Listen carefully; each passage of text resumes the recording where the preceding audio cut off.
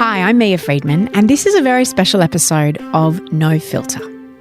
During the days between Christmas and New Year at the end of 2019, Celeste Barber was on holidays with her husband and her kids.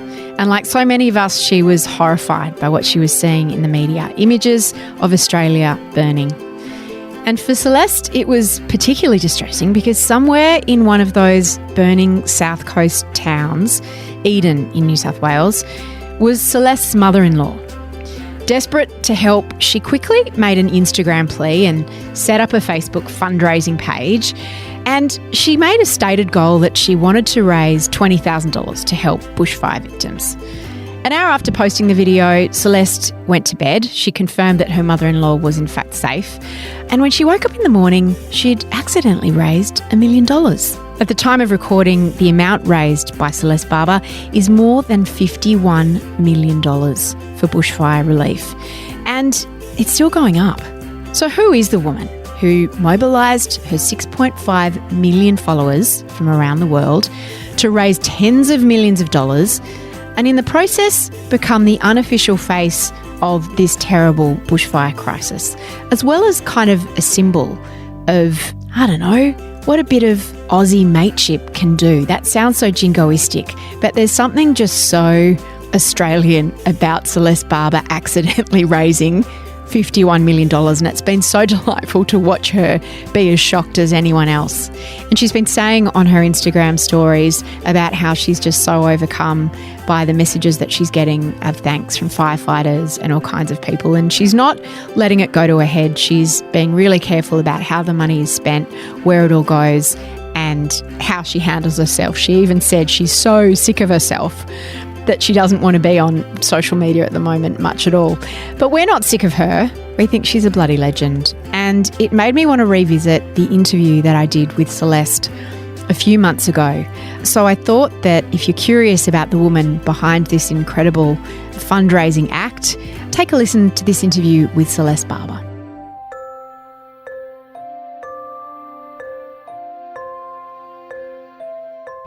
Hello. Hi. Hi. My name's Mia Friedman and I'm a mummy blogger, and I'm here with Celeste Barber, who is an overnight sensation on the internet.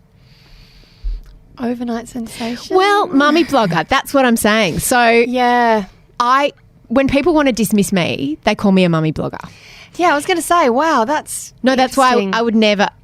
That was my attempt at a joke. No, it fell really was flat. good. No, I liked it. So I was trying to be funny for you, Celeste, and I was trying to be funny. I was like, no, do you know what it was? It was smart, and I don't think I do smart, so that's why. You were too smart for me, Mia. And I saw your hackles come up. Yeah, did you? I did. Yeah. Which is how I feel. You know, it's like, hey, guys, I own a media company, and I'm a journalist, and I make podcasts. And they go, that's just college speak for mummy blogger. Yeah, you've got an internet connection and lady parts, therefore you are a mummy blogger. Exactly. And people do the same to you, right? In terms of just going, oh, you're that funny lady from the internet. Yeah, exactly. And I have a real thing with it. Like now when I get introduced, like if I'm doing shows and stuff, there's kind of a thing that gets sent out now that says actor, writer, comedian, writer, actor, whatever, because most people want to go, mum from the Central Coast who takes funny photos. Yes. And I'm like, well, yes, those two things are correct, but no, it's not right, because it's tricky, kind of. I have a real fear that people think I'm just, a dental hygienist who lives on the Central Coast and takes funny photos at night. I'm like, no, this is my job. Yeah. Shout out to dental hygienists. They're amazing. Yeah. But this is my job. It's kind of what I've trained to do. So, yeah. It's a real thing that doesn't happen to men. It's that thing where people want to grab you. They want to go, she's like us. What she does is like us. She's just a mum like you as well. Yeah. And I'm like, oh, I get that, but it's okay to separate that and be like, oh, that's really cool what she does. That's kind of new and a bit different, as opposed to going, she's just a mum, guys, don't worry. Yeah. She's like us. Leanne Moriarty says that as well. Yeah. She says she's often referred to as a stay-at-home mum who started writing. And she's like, you know what? My partner stays at home. He's the primary carer. I'm one of the most successful authors in the world. Yeah, let's try that on for size. Yeah. You wouldn't say that to Matthew Riley or someone else. Absolutely. So, yeah, I feel you, sister. Thanks, mate. That was my very awkward attempt to, it's all right. be funny and connect. I'll give you some notes. It's okay. Okay, thanks. Clearly, comedian is not in my descriptor when I do public speaking. No. It is hard work what you do. It really is. You've got to keep up with 15-year-olds who are big online now. Who's your audience, do you reckon? Ladies between 18 and 65. So all the ladies. It's great.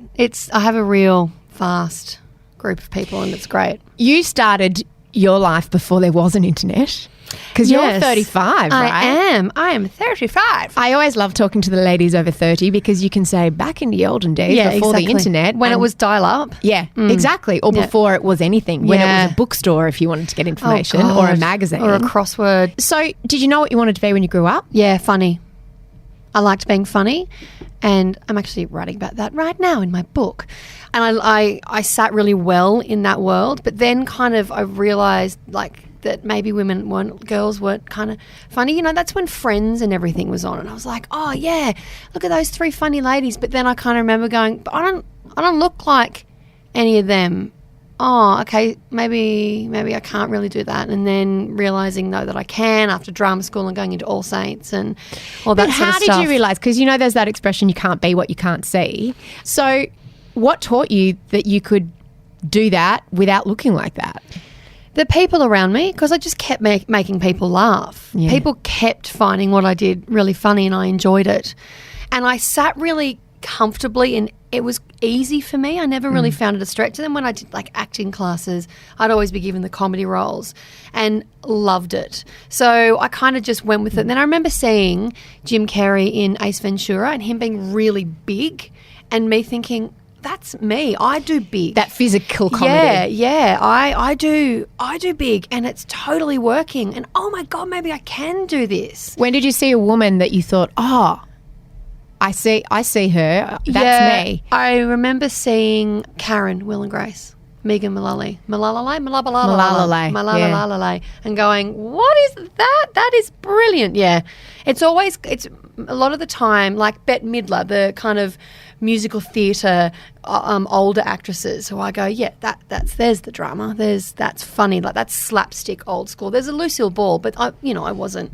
That's before our time. You have to, I know, even before our time. You have to search her out. But I remember, Will and Grace seeing Karen, the character of Karen, going, brilliant. I get that. That sense that you didn't have to be decorative to have value as a comedian. And if there's truth in it, you can be as big as you want. You don't have to just be. Because on Friends, my favourite show in the whole wide world, Rachel, Monica, Phoebe, they were always described how they looked before what they could do, or not funny ladies who are gorgeous. It were these three gorgeous ladies and they're kind of funny. And I'm never sat in that, and that's fine. I don't want to sit in that. I kind of go the other way, like Julia Louis-Dreyfus in Elaine. Are you kidding? I wasn't a big Seinfeld watcher, but I loved her on that because she was big and great. Yeah, when you say big, it's funny. You don't actually mean in size. You're talking about in performance, exactly. Right? And women aren't really allowed to kind of do that. They're allowed to be funny next to the guys, but not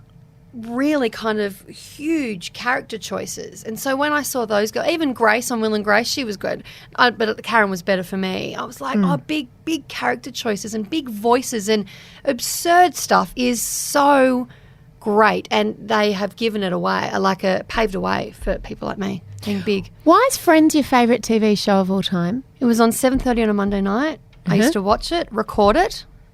And that was back in the day when things actually started at 7:30 when they said they would. So I'd have, recorded by 7:25, ready to go.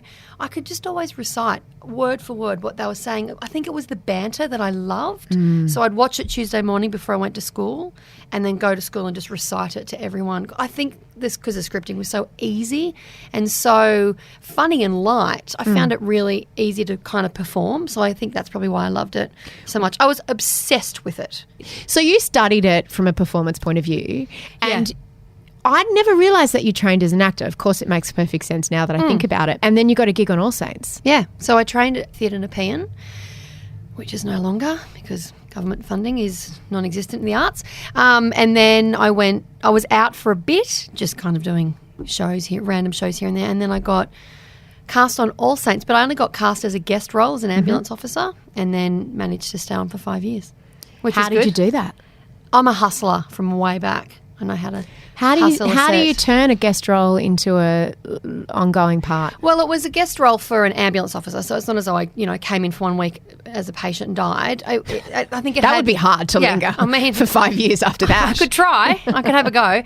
So I think there was an opening, obviously, there for that, and it just kind of, they would get me back in when they needed random ambulance officer stuff, and then I don't know if it did have anything to do with it, but I like to think I was super close with the cast, got along well with all the people that needed to, all that sort of stuff. And then they just kind of kept me on. Then I became a nurse, and then I got contracted. I got a 3-year contract. I was like, yeah. Happy day. And then 6 weeks later, the show got cancelled. Oh, no. And I bought my apartment. And I went, oh, mate, that's not good. Oh, no. Yeah, I know. What happened? I managed to get a really bad Brazilian chick to rent it off me and kept it, and then got the Maddie John show. So that money kept it going. But I freaked out, but I was so stoked I did it though. Got that contract and went straight to the bank and went, see, actors can have real jobs. And then got And you were given a loan based on, hey, I've got a 3-year contract, therefore I've got... Yeah, banks look at actors and go, great, you did that ad. How often's that ad coming up? And you're like, never. But... Wow. It's still a big paying ad, but it doesn't matter. There's no security. Because it's like being a freelancer. Yeah. It's lumpy, your income. Very lumpy. Feast or famine, 100%. So the business of being on a, what do you call it, serialised show? Yeah. Of drama, like a weekly show. Yeah. What's the work side of that like? Because people see it, I hear that television is incredibly great training for actors, whether it's Home and Away or All Saints or whatever it is, because you got to learn a lot of script. You're doing long hours. What's the work side of it like? There's a lot to do because you'll shoot one block, so one episode, 1 week. But then, like on a Wednesday, for example, we would go in and do a read for the following week's episode. Like a table read? Yeah. So everyone would be there, script editors, everyone, directors, producers, just to, get the script together. Then we'd get amendments of those scripts to learn for the following week. And there's a lot of work to do, but I think on a medical drama there's extra work to do because you've got jargon. You've got medical jargon. Yeah, right. And you can't ad-lib. Trust me, I tried. Like, I try and ad-lib, like, blood pressures. And they'd be like, cut, that means they're dead. Learn your lines. Go back and do it again. I'm like, oh, sorry. As you're, running down a hallway with a bed, trying not to run into John Howard and trying not to smack into cameras. And then trying to just numbers. I found that hard. And then when I would actually shoot it, my whole brain would switch off and it would just come out my mouth. And they'd go, got it. I go, did you? I don't know what I just said. And I'd be screwed when they'd go, all right, that scene we shot on Monday, we've got to do a pickup of that on Friday. I'm like, well, cut me out of it because I've totally forgot the script. The second I shoot a scene, it's out of my head. It's terrible. It's a bad thing. Well, it's got to make room for the next thing that you've got to remember. Yeah, I know, but I mean, maybe that's because I've got a tiny head, tiny brain. I need space to keep it in there, but it just goes. Yeah, but I wish that you could just choose what you kept and what you didn't keep. Like, I know the name of Heidi Klum's first husband, but I don't know my daughter's mobile phone number. Oh, really? What's her husband's first husband's It was Rick Pepino. Oh, well, that's why, because it's a stupid name. Yeah, and they had nearly Rick Penis. They had a dog. He's Australian, and they had a dog called Sheila. And it was an Alsatian. How do I know this? And I can't tell you your daughter's daughter's mobile number or my son's mobile number. That's funny. It's messed up. It's okay. So you became very close to Mark Priestley on the show, who was a phenomenal actor in All Saints and who sadly, devastatingly took his own life in 2008. It's 10 years this year. 10 years ago. Oh. I can't imagine how horrible that was for you worst. And for everyone who loved him and worked with him. He was the first one that really encouraged you to do comedy, is that right? Yeah. In terms of saying, do something with this. You guys were close. Really tight. Like, hey, got a tattoo on my arm for him tight. I loved him so much. So I always loved being funny, as I said before, but then I kind of, going through drama school, I thought, there isn't much kind of, I think it's just silly. Maybe it's just stupid. Is comedy like the poor relation at drama school? Well, for me it was because I think because I didn't find it hard. I was like, well, I can just do this. I find I can just do this. And maybe I need to work harder. Play Lady Macbeth or can I say that in here? I'd have to run around the building because of superstition. No, we're not a theatre. Oh, okay. I just got nervous though. We're not a theatre. There are ghosts in this building. You're not meant to say Lady Macbeth. No, are you're not you, meant to say Macbeth. And I think really? in any sort of creative space. Is that right? Oh my gosh. Don't look at us. Well, should we be running now? Oh, we'll do it later. Okay, good. Or you've got to say other words, other Shakespeare texts. It doesn't Romeo matter. and Juliet, Done. wherefore art thou? Romeo, wherefore art thou, Romeo? Done. We are cleansed. So, yeah, I thought maybe I should be being more serious. And again, I didn't see a heap of funny lead ladies on TV, and I wanted to be a funny lead lady on TV. So I didn't completely get rid of it, but I was like, it's not as hard as learning a soliloquy or something. So it doesn't really matter. And then I got All Saints, and I want to say that's where I met Mark. I think I'd met him before, but this is the thing I have with him. I can't ever really remember a time in my life without him, so I don't remember the very first time we met. What was it about you guys that connected? Oh, he was just an idiot, and I was too, and we both kind of just were really, really full on about the same kind of things, about comedy and being loud and doing our own stuff, and we just kind of ran at each other with that. Was there any of a romance, or it wasn't like that? No, sibling stuff, like best soul brother stuff. God, no romance. That makes me actually go, ugh. Yeah, and he would do the same. He probably is.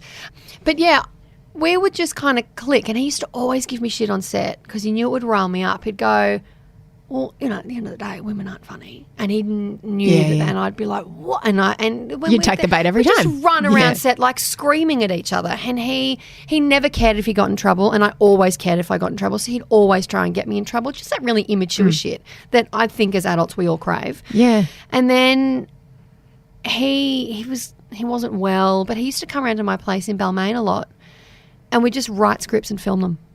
At like 3 a.m, knock on the door, come in with the camera, let's do some stuff. Let's go. Like, it was just the best. And I remember this one particular time on set, so in between setups, like scenes, he was like, oh, well, we'll work on this again. I was like, yeah, cool. And I said and we were just thinking about different lines and different scripts, and I was like, don't worry, I won't say that part, don't worry about it. And he just looked at me and went, can you stop that? And I went, what? And he goes, just stop that. It's boring. You not getting it. You not getting what you do is great, is boring. So stop. And I went, you stop, idiot. And he was like, seriously, you understand it better than you know. You understand comedy better than you know. So you have to. He was just annoyed. So he gave you permission. Yeah, and he was just the one that went, it's not cute. This you going, I don't really. He's like, no one cares. So just do it. And so from then on, I have honestly, since that moment, just done it.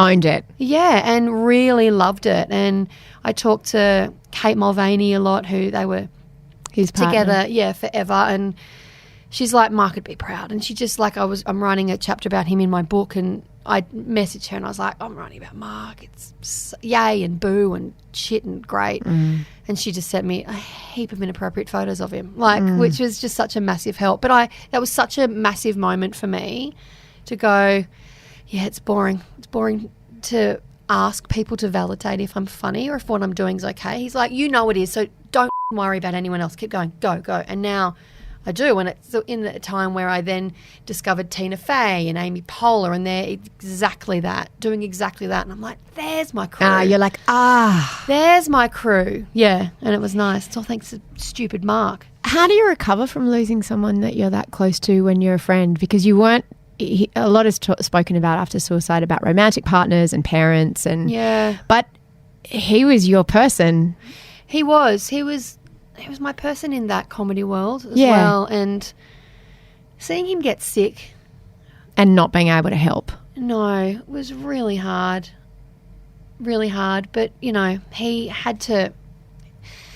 There's no way he could have stayed around. He was in too much pain to go. So that's okay. And that show, All Saints, we were family. We still are now. Like when Jude died a few months ago, we all just fell apart. And then my best friend in the whole wide world, Jo Cash, who was my makeup artist on the show and we lived together, she passed away a few years ago. Yeah, so we're kind of nice. I know, it's kind of the world. So whenever we talk about Mark, it's just a big family type thing. And I don't know if I ever recover. Like I have a thing with my kids where I talk about them. I talk about Mark and Joe and my other friend Nick and Paul so much because I have this real fear that if you don't talk about them, they never existed. And I know we're lucky enough to have footage and stuff of Mark, but I'm like, no, you need to.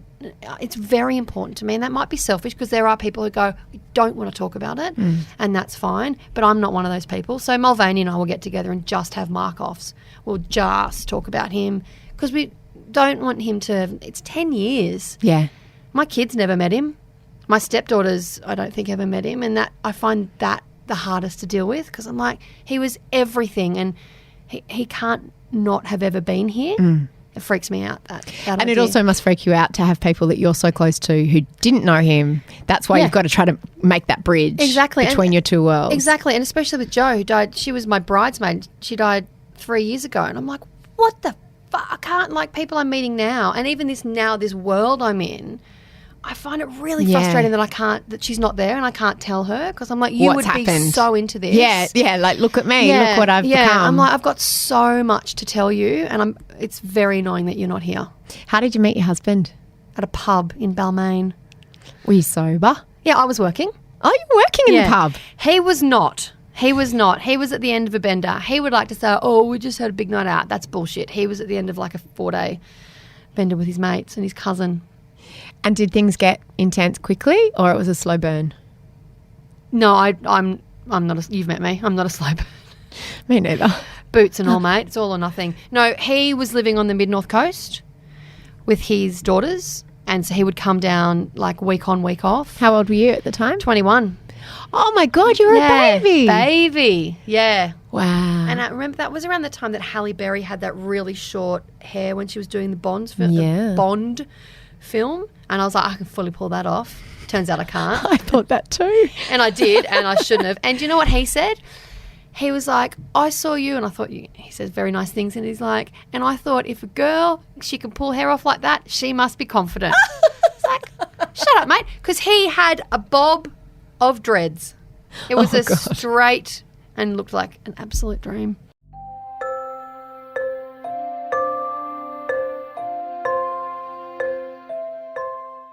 What was the first shot that you took that became the Instagram phenomenon, which is part of what you do, but probably what you're best known for? Yeah, absolutely. The one that made it go gangbusters was the Kim Kardashian on a dirt pile in her underwear. It started with text between you and your sister though, right? Yeah, my sister is a very, very funny lady.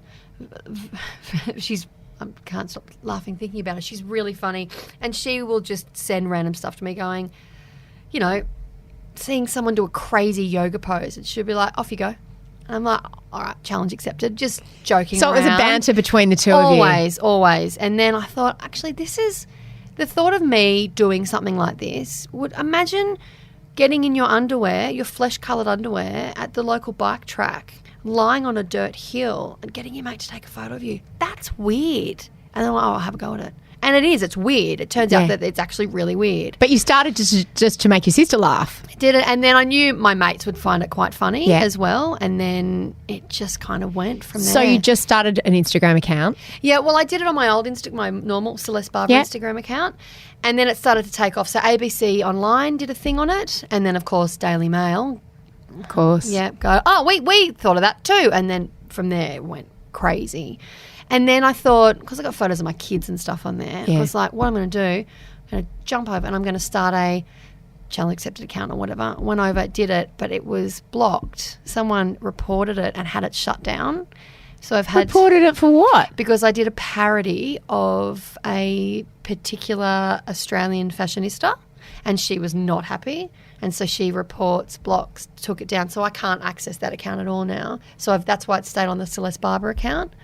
Which is now your public account. Which is now the account, and I have other private ones, yeah. A lot of work goes into those shots. Yeah. And that's the other thing. I look at the shots and I always think they're brilliant and funny and clever and creative, but I also see the work. Yeah. It's like the swan gliding over the surface and no one sees the paddling underneath. Yeah. I see the paddling. Yeah, absolutely. And I'm like, I deconstruct them a little bit, and I'm like, okay, so and I'm fascinated to know how you do it. Do you have a file of a whole lot of photos that you then go on trips and work out the locations, and how do you do it? Yeah, I've gotten to that point. I have in my phone a folder of photos I want to do. But that folder just gets bigger and bigger and bigger. People and bigger. send to you right now? Heaps, so many. But I just get more and more and more. So I don't do most of them. And if something comes up that's very of the now, I have to try and jump onto it. So like Beyonce holding her babies, that pregnancy sort of thing. announcement. Or the pregnancy announcement, yeah. I need to do that. I don't need to, but I'd like to do it straight away. So those iconic images in pop culture, yeah, you have to jump on those. Well, I do, but I only jump on them if I think I can make them funny. That's what parody is, if I can add something to it. So a lot of people were like, why didn't you do that Kim Kardashian one when she's flicking the cork and she catches the thing on her ass? It's like, because it's dumb. There's nothing I can do with that. Yeah. It's almost too much. Yeah, and everyone's already doing it. Yeah. And it's fine. But when I saw that Beyonce one, for example, with her babies, I was like, hold close what's important, bread and wine. Like, and I made it kind of funny. So how do you deconstruct? Because, you didn't think, oh, well, I'll get 2 of my children. No. And it'll be funny because they're not babies. Like, how did you... I'm so interested in what you just said then. Hold close what's important. Well, because I think that's funny. I think I'm not sure if I doubt she wrote that caption. But I think I looked at that one, for example, and went, exactly that. Hold close what's important to you, or think about what's going through their head. And I was like, well, I know what's important to me. And I just didn't have cheese at the time. I wanted to have cheese because I'd just eaten it. But to do that in the photo, I think subtext is really funny. Yes. What I think is going through someone's mind, I think is like, how people see dogs and pretend to be dogs' voices? That shit cracks me up no end. Yeah, even same. if they do it badly. I think that stuff is so funny. So a lot of my comments are kind of my subtext, what I think. So it's what you the celebrity is thinking. Yeah, yeah, exactly. And then sometimes it's completely not. Sometimes it will be, I'm going to go to the beach and try and feed some seagulls. End of story. Because some model did it holding it and an eagle came through. And I said, that will be funny. I'm going to get a there's nothing to it other than just the comedy and what you see. No kind of stuff that goes on behind it. Do you know what I mean? Like just one person. Who takes the photos? Most of the time, Arpy, my husband. Your husband. That's his name, by the way, everyone. Hot husband. Arpy, yeah. API. API. Where does that come from? He's Maori. So it's Arpy Hana. What a beautiful name. Yeah, he's pretty great. So he takes the photos? Most of them. Sometimes I have a friend, Chloe, that does it. She takes them, or it's sometimes whoever's around. Or if he's do you in them. write the kids into it, or they're just not interested in mum's work? No, my 6-year-old's very interested in mum's work, which is very sweet. My 3-year-old, he's like, no. Focus, mum, on me. What are you doing? Of course. I'm like, entertaining millions, mate. Give me a second. And the daughters are like, we're too cool for this. Yeah, we're too cool for this. But when their friends come over, they're like, oh my God, she's your mum. I'm like, that's right, girls. That's right, it's me. Bit of respect, please. Yeah, some of their friends, when they go out to the pub, will wear my merch. And I was like, yes, girls. My stepdaughters certainly don't. Never wear your merch. No, because I've ruined their life or something. But that's okay. How many shots do you reject? How many do you try and you look at the result and you go, it's just not funny enough? A few, but I'm trying to think of one I just did recently where I went, first one up, gone. I got my friend Thomas, who's another one who takes the photos for me, click, and it was perfect, and I go with it. If it's not funny straight up and the caption isn't going to make it funnier, I have to go again. Like if I have to... Can you think of any time when that's happened, when it just hasn't been what you were thinking? Yes, the one where I did of Lara Stone, how she's holding 2 wine glasses in front of her breasts. I did it with 2 wine glasses. I did it like a white wine and then like a beer glass. And I was like, it's not funny. It doesn't make sense. It's not funny at all. And then I just kind of left it sit for a while and didn't really worry too much about it. And then I went, oh, you know what's funny? Orange juice and shake and bake or whatever it is, the pancakes. And then that just made, because I looked like I'd just woken up and it looks like, and it just got there. You know what I mean? So sometimes you have to go again. Yeah, because you got to add something. I've got to add something to it. I'm not mimicking or mocking. I'm parodying. I'm adding some sort of humour to it. So if it's not quite there, I won't post it. And If I do post it and I'm not happy with it, most of the time it doesn't go as well as a previous one. You do a lot of physicality with your body and poking fun at people with your own body. And I've had this experience too, because I like to put shots of myself out there that are unflattering because I believe, firstly, they're funnier and secondly, they're more real. Yeah. And the Instagram does not need another six-pack on it and another perfectly filtered image. But tell me about being called brave. Great. Nice thing to be called. But I'm not a firefighter. You know what I mean? It's not like I'm a soldier in the war and I'm brave and I'm going out to fight. I'm just taking my clothes off. It's okay. And it's weird because Kendall Jenner does it and she's empowering. I do it and I'm brave. And again, they're not bad words. I'm not being called a pig or whatever, but it's the subtext of it is that you should really be ashamed. Yeah. And good on you. Yeah. Good on you for doing that. I'm like, oh, thanks. I don't really care. Like that to me isn't brave at all. Like I was saying, a firefighter is brave. Or the first poo you do after having a baby, that's shit's so brave. Because I honestly believe that how we look makes up a very small percentage of who we are. And I've always thought that. That's not to say I haven't had moments of going, I should be thinner, or I wish that wasn't there, or I'm only going to eat that for a year, and it never happens. You don't index your value. No. And that kind of thing. And I don't do stuff to...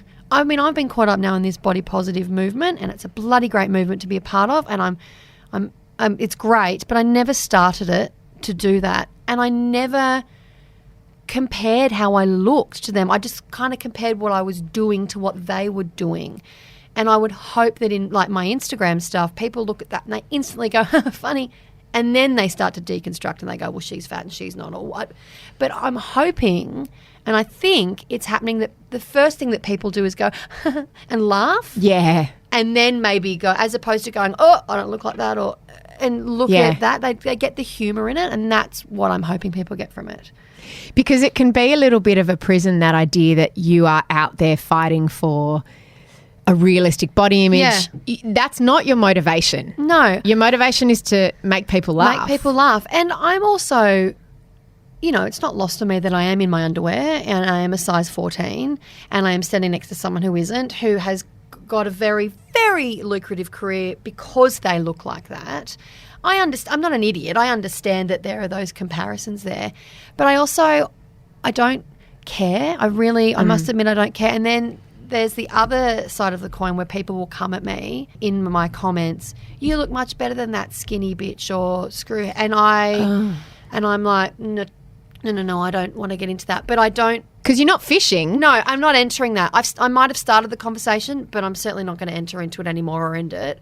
Then people start getting into it, and then people will then write, Celeste, you should be saying stuff. You should stop the body shamers of the skinny girl. Everyone can look how they want. And they're right. Everyone can look how they want. But I don't care. There's a multi-billion-dollar business behind girls, supporting girls to look like that. There's not a multi-billion-dollar business behind supporting people who don't really care about how they look. They just get on with their life. So I'm not too worried about kind of running to their defense. I'm like, this is what I do. This is what you do. Take it how you want it. How do you make money from what you do? Because it's work. It is work, and you're a lady startup. Yeah. You work for yourself. Yeah. You're self-employed. And I don't make nearly as much money as I think people think I do. Like, I don't go and post 50 grand, done. Because I'm not holding detox tea and I'm not going flat out. I don't understand why a wine company hasn't hit me up just quietly. Yes. I'm all about the wine. But or cheese. Or bread. Or Tip Top. Or what else is there? Bread. What else do I drink? Coffee. No, wine. Let's just go wine. Vodka? No. Wow, I'm just talking about all my vices now. Yeah. I have posted about 800 or so photos. I've been paid for 5 of them. But that's your choice, or Massively. because that's the only opportunities? I imagine people are knocking on your door every day with opportunities to monetize what you do. Absolutely, but the majority of the people that are knocking on that door aren't at all in keeping with my brand. They're detox tea, meal replacement, diet pills are the main people. Really? Not so much anymore, because I have this thing that I write back, and I talk about this in my show actually, that says, I do not support any product that makes women feel they need to look a certain way to feel a certain way. All the best, bugger off. Like, I'm not interested. So that rules a few people out. Yeah, and then I have people, you know, those bra things that people Stick on. the stick-on things that they tie up. Yeah. What am I going to do with that? Like, that's kind of not my world. Yeah. But the people who I have collaborated with, it's been a lot of chatting, and I have a lot of creative control over it because it has to. I've worked really hard to get known on this platform, a platform where people that like me don't really get known. So I need to keep that. And the second I post, yay, detox tea, 3.2 million, goes down to 100 and I'm done. How would you explain your brand? Oh, see, it's hard. I know, because you go, I'm not a brand, I'm just a person. But, No, I get it. Because when I even talk about it, I talk about it like, no, that's kind of, it's my thing. Okay, how do you describe your thing? My thing is funny and honest. I also don't love using the word real, because just because something is filtered doesn't mean it's not kind of really real. I don't know. I'm not good at authentic. This That's stuff. a kind of an overused word, but yeah, just trying to live my authentic life, my authentic truth. It's just honest and it's just funny, and there's not much to it. People try and go, but she's trying to say that if you... I'm like, oh, mate, I'm not. Did you laugh? Great. Keep scrolling. I mean, double tap and like it, but then keep scrolling. I think it's just trying to take the spotlight off the bullshit and maybe look at the fun stuff for a minute. So people try to project a whole lot of stuff onto you, like your body image and you're this and you're that, and you're just like, I'm just trying to be funny. And I hope that you get it, and I hope that you will now come and see my show, because that's what I do. I do stand-up. Or I hope that now you will buy my book when my book comes out. And I hope that now... And your merch. Yep. And I hope that now, that producer will go, oh, she has got a lot of followers, so she comes with great ideas, a great script and an audience. That's the idea. Being this social media person is great, but it's never the end goal for me. I want to go back to the work of making the shots. So you've got this list of things. Do you have a box of props? Do you scout locations? Do you bank shots? Do you release them very soon after you've done them? Tell me a little bit about the backstage process. Well, if I know I'm onto a winner, I have to get it out straight away. I get excited. There's, good times to post and all that sort of stuff. So I look into the algorithms or whatever that word is. I used to have a folder of ones that I'd done, and I have a folder that would be to post, but I don't really have that anymore because it's better when it's fresh. And I've noticed that if I'm not keen to post it, it's not worth posting. I have to really kind of trust myself. That's where Mark comes into it. I have to be like, no, I get this. I know what I'm doing. Send now or don't. It started out with the idea of a normal person doing weird celebrity type things. So I really try to stay within that when it comes to props and stuff. I really try to go, what would that look like if I just put my flesh coloured underwear on and did it? So I'll go and get what I've got. I mean, that's not to say I haven't gone out and bought, pink fairy wings and a few tiaras and some stupid things and that silver suit that everyone loves.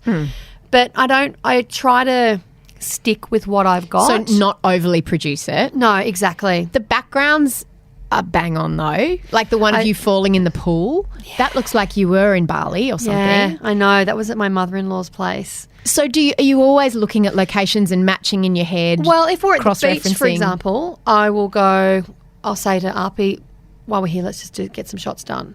And we'll do that sort of stuff. And if, little things like if I'm wearing a one-piece, I'll pack a bikini so I can. But I don't usually. There has come a time where I've gone, I haven't posted in a week and I'm losing followers. I can see all that and I don't want that. Really? Yeah. Yeah, I think it's the bots thing though, how they do the thing. Yeah. But also if you're not How often do you post? Well, I've been told I need to post at least 3 times a week. But do you know what? Insta stories help me out with that because I just post content up there and that helps people. Insta stories are a whole new world. I'm so exhausted, Mia. There is so much shit to do. Babe, it's really tiring, isn't it? It's like feeding the beast, isn't it? Yeah. I'm scared too. This is another thing. I'm like, I've got to strike while the iron's hot because in 2 years' time, people are going to go, Insta who? Yeah. And there'll be a new thing that everyone's onto. What does striking while the iron's hot look like? Well, doing the book deal, doing the American tour. You're doing an American tour? Yeah. My tickets Because go you're on huge sale in America. tomorrow. I had a girlfriend out who's a magazine editor from the UK and I was talking about you and she said, is Celeste Barber Australian? She didn't even realise because you've got a massive following internationally as well as a lot of celebrities follow you. Yeah, yeah. No, my main followers are in America. So I've got management and stuff over there now. And then after I did my tour here and it went so well, they got a promoter over there. So I just got my visa and all that, which is just so exciting. So I'm going over for like a showcase tour for 2 weeks where we just smash out a few cities here and there.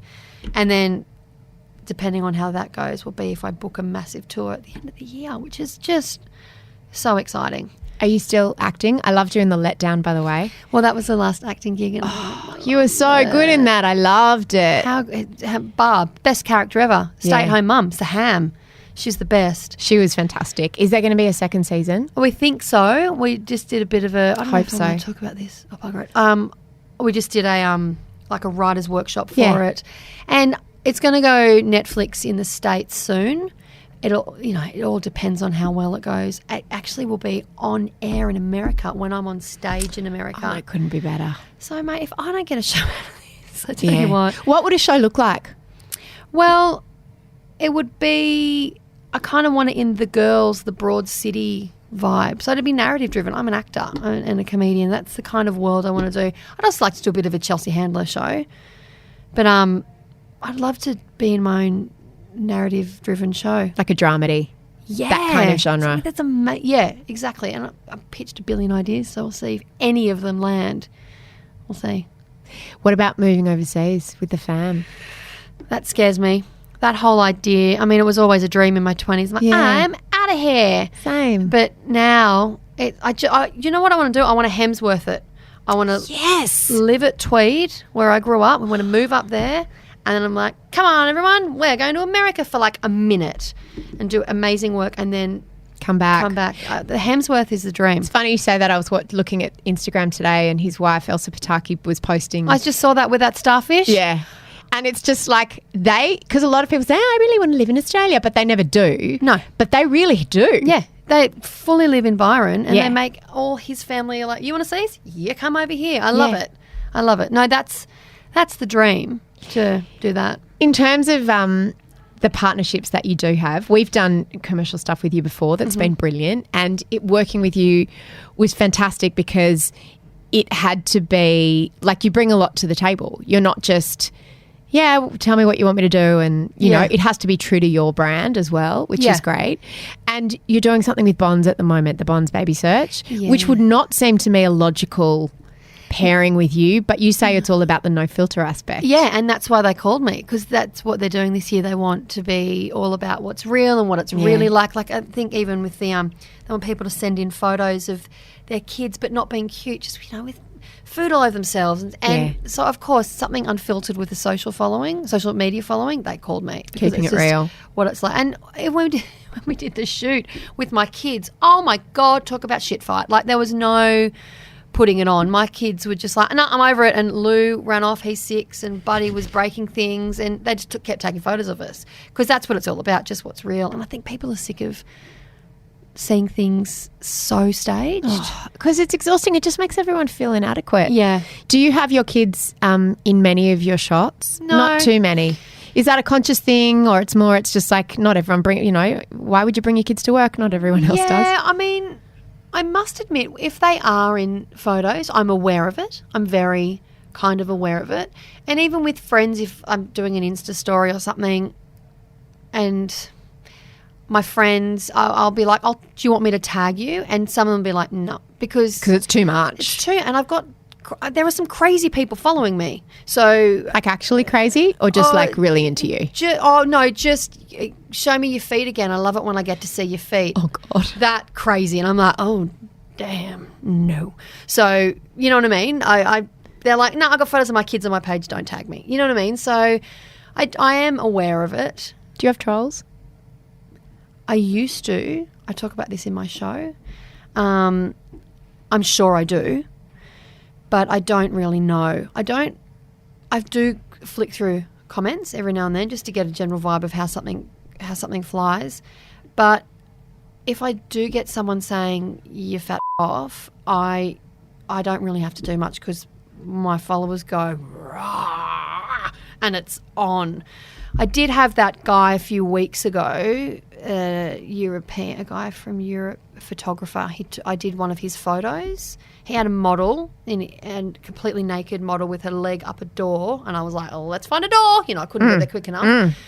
Put my flesh-coloured undies on, threw my leg up a door, did it, and he'd put like a little black love heart just over her vagina, so you couldn't see it. And so I put obviously, a gremlin face over mine because that shit's funny. It is funny. And then sent it out. Great, and I didn't tag them because I couldn't find who they were. I always tag people. Couldn't find who they were. So when that happens, what I do is I will sit and stare at comments, and because someone will always say, "That's me," and they'll be like, "Oh, you need to tag," and people get a bit antsy about it. So they should. You need to tag so and so. Yeah. So I looked, saw it. He actually wrote, "This is my work. How dare you not credit?" And I just saw it, and I went bang, tag, did it, and then he reported it, blocked it, had it removed, and then went at me private messages going, "You're a leech. If you're on this side of the world, I'd have my team of lawyers take you down." To which, of course, Arpy's like, "If he was on this side of the world," gets all no, and then I Instagram storied it because it's a bro off, and yeah, exactly, and don't poke the bear. And everyone you should see my feed, everyone just kept reposting that photo that he had pulled down like hundreds and hundreds and hundreds and hundreds of times. It went crazy. So kind of your community kind of back you in that. But I get people, men, I get a lot of men going, "You should do porn because we don't have enough fat chicks in porn," or that sort of stuff. I'm like, "Oh, I'm good. Thanks. I'm busy, mate. I don't have time." Thanks though. Yeah. Is copyright ever a problem?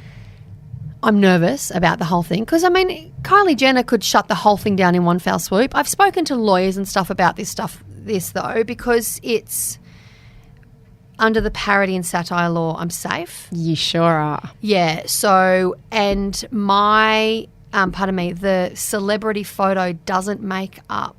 It makes up just under 50% of the whole work. Correct. Because when you look at it, you look at their work, my work, and the comment, and that's how I get around it.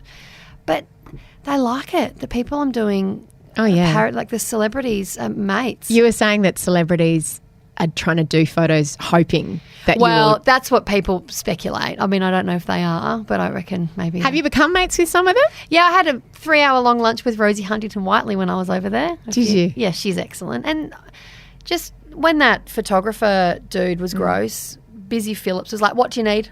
What do you need us to do?" I was like, "No, mate, I've got this, but thanks." Yeah, people right. are really nice, and Tom Ford is reposting my stuff, if you don't mind. Shut up. I won't shut up. I'm so excited. There's some good people to have you back. I know, and hilarious. Because I wouldn't have thought that he would have had a very strong sense of humour. No, but he's smart too. Yeah. He's kind of thinking ahead, I guess, in the fashion world. And maybe it's getting boring. I don't know. Maybe I'm just giving myself blowing my own horn here. But that was massive when that happened. And the Kardashians, Chris likes you, doesn't she? Yeah, they don't follow me, but they give their little bit of, "You'll be fine." They've just, if there's a story done on me or something and the stuff I do, they'll just repost it on their Facebook or something, which is great. Good, thanks. You know what I mean? That's nice, because they could very easily go the other way and go, "No." No, but they're canny and they work out that it just makes their brand more talkable. 100%. And I guess it gives them a new audience over here. If they, like when Tom Ford reposted my stuff, a lot of the comments under his were like, "Good on you for having a sense of humour. Yay, I'm going to start following you now." That sort of stuff. So I think he's doing all right though for followers. I think he's probably going to be okay. I think so. Do you know, when I said Tom Ford has emailed my agent, my husband went, "Right, great, Tom Ford." Who's that? And he's like, "Do you know that he outbid Jay-Z and Beyonce on a house?" Then just gave me all the Tom Ford stats I needed. He was very sweet. When's the book out? It will be out in October. Yes, it will be. That's soon. Yes, I know, and it will be out. Yes, it will. Before Christmas. Yeah, it's a Christmas book. And I have to have it out before I've got to give myself, well, they gave me a deadline of May 1, but I've pulled it to 25th of April because that's when I fly out for my show. So I'm like, I'm not writing a single word in America, so I need to get it done then. How long will you be away for? 2 weeks max. Not taking the boys, so taking husband. Yep, Arpy's coming because he's in the show. I've written him in the show. Excellent. Yeah, people love it. It's hilarious. Hot husband. Yeah. Thanks for listening to No Filter. If you want to support Celeste Barber's fundraising for various charities that are supporting bushfire victims, I think wildlife and people who are affected and the firefighters, go to her Instagram. There's a link there to the fundraising page. And no matter how you decide to help by whatever charity you support, just remember that there are a lot of people out there who need a helping hand. So be generous.